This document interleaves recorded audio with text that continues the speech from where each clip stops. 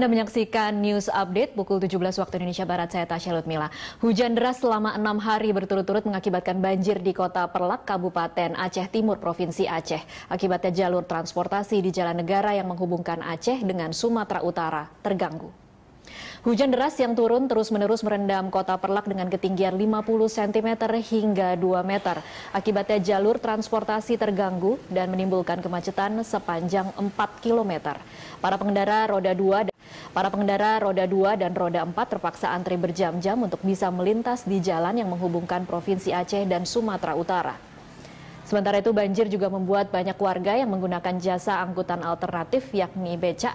Pasalnya di saat banjir seperti sekarang ini hanya becak yang mampu melintasi banjir.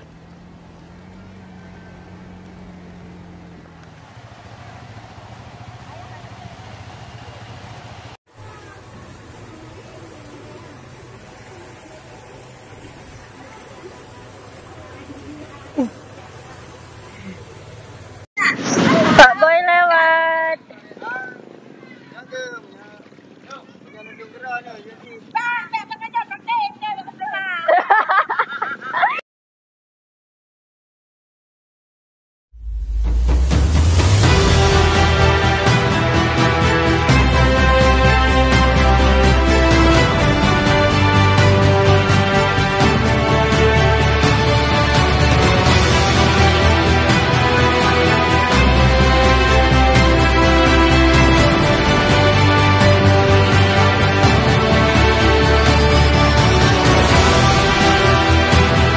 Bos, Kota Perlak.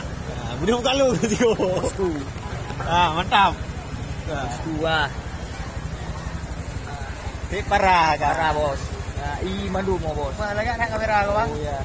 Kamera. Samsung. Tuh. Kota Perlak, Bos. I tengah Bos, ha. Polisi ke bos jaga.